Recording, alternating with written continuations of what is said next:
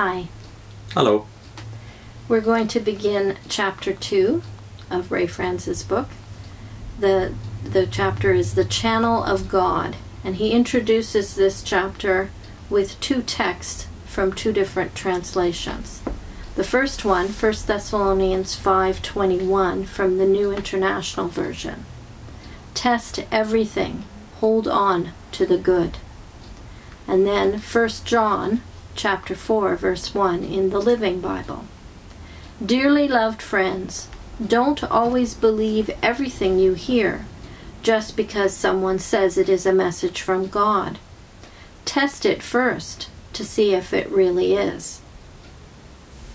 A prominent 18th century British scholar, a religious leader known as a lover of civil and religious liberty, made this striking comment, and here he quotes from Bishop Benjamin Hoadley in McClintock and Strong's Cyclopedia of Biblical, Theological, and Ecclesiastical Literature. Now this is a common source used by the Watchtower over the decades, but you never seem to find out for some reason that these are bishops and ministers talking. Yeah. So they would only say Benjamin Hoadley, I guess. Yeah, Bishop Hoadley says this: authority is the greatest and most irreconcilable enemy to truth and argument that this world ever furnished.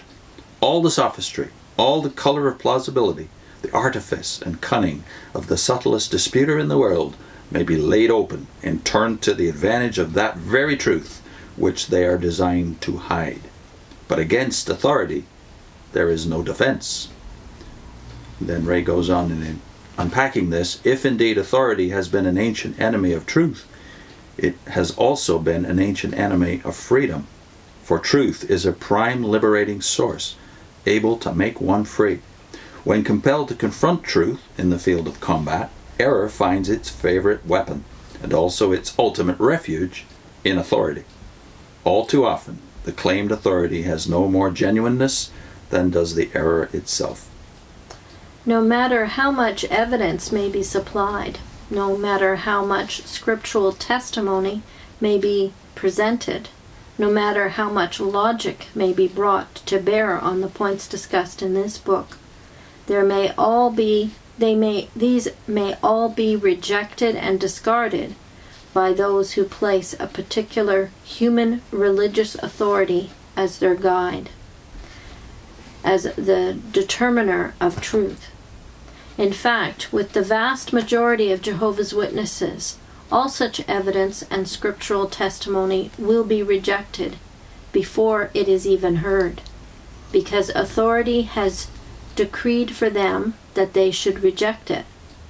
Those under the authority are thus robbed of the freedom to decide for themselves whether the information is factual or false, beneficial or detrimental. And the same is true of all persons who submit to any human religious authority as their supreme arbiter of right and wrong. If they choose to allow that authority to decide for them, speak for them, think for them, then any alternative argument or evidence advanced has no hope of a fair hearing. For against authority there is no defense. The authority has no need to respond, no need to refute, or even to consider the evidence presented. It simply condemns. This is, I believe, the basic issue. And unless it is first understood, little else can be understood. At least that has proved to be the case in my own experience. Men can make no greater claim to authority than to claim to speak for God. Even more than that, to claim to be his sole channel of communication to all mankind. To occupy such a position would be an awesome responsibility indeed, and one that should logically call for the greatest of humility on the part of imperfect humans, if they were in fact assigned to fill it. A fitting analogy might be that of a slave sent forth by a king to deliver a proclamation. If impressed with his own importance, lacking humility, the messenger might feel free to add to the message or make adjustments, while nonetheless insisting that all hearers should accept whatever he presented as a bona fide royal order. If people questioned him on certain points, he might become resentful, seek to awe them with his royal backing in order to override any doubts about the authenticity of his statements. By contrast, a truly humble messenger would scrupulously avoid any alteration of what came from the royal source. He would not become resentful if asked for proof of full authenticity for what he said, nor would he criticize if some took steps to confirm that the message he presented was delivered just as given, free from embroidery or change. Rather than decry such investigation as an abusive lack of respect for himself, the mere slave, he would accept it, even welcome it, as evidence of the inquirer's concern and deep respect for the will of his master, the sovereign. The Watchtower Society repeatedly states that its message has life and death importance. The organization claims its message has been sent by God, the supreme sovereign, for all mankind, with ultimate destruction as the outcome for disobedience. Some other religions take a similar position. Surely any claim of such magnitude should never go untested. In fact, the greatness of the claim calls for not less, but more caution, more careful testing. Simple respect for God should move us, actually compel us, to make sure that the message is genuinely His, free from additions or alterations.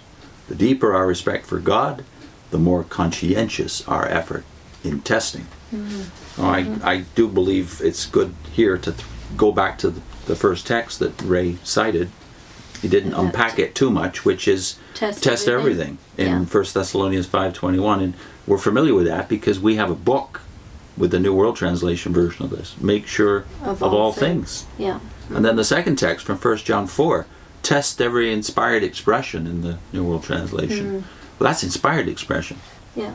And it's worth saying and maybe emphasizing here that these two texts are not written to new believers, that is, or people at the door, you know, your missionary target.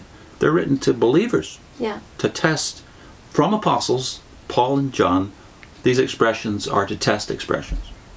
Even we're reminded of Galatians, right? Even if I or an angel out of heaven were to bring you a gospel which is beyond. But somehow this testing of all things, this make sure of all things is no longer possible when you're a Jehovah's Witness. No. At some point, I suppose it's when you've given over authority to the Watchtower to make the decisions and you stop questioning. And you're encouraged to question until you're baptized. Until you're baptized. And then now the authority is not in the Word of God even. The authority is in the person teaching you the Word of God. And any challenge to that authority then becomes an attack upon God. And a flaw in your character. Yeah.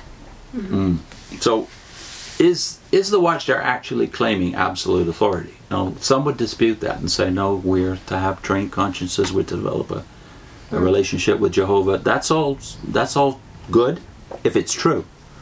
But I think Ray wants to get rid of that notion once and for all. The dominant idea, if you're a Jehovah's Witness, is that the organization has absolute authority. So in the next few segments, you'll see him going into a famous court case, which of course didn't get into the Watchtower, from the 1950s, when his uncle, Franz, actually was asked direct questions about what authority the Watchtower is claiming for itself. Just one little extra point. What I did think was good when he was talking about the fact that, and this is true of Jehovah's Witnesses, they reject things before they even hear them. At some point, you no longer are listening to anyone else. You don't listen to the people you're presenting the good news to. You have something to tell them. They have nothing to tell you. And you don't read anybody else. So that brought to my mind 1 Peter 3:15 and on, where it talks about when you're asked questions, you should be able to answer them with respect. But you only show respect if you listen. So if we are talking to people and we're not willing to hear, we're kind of saying the truth can't stand up to investigation and inquiry. So we should learn to be good listeners.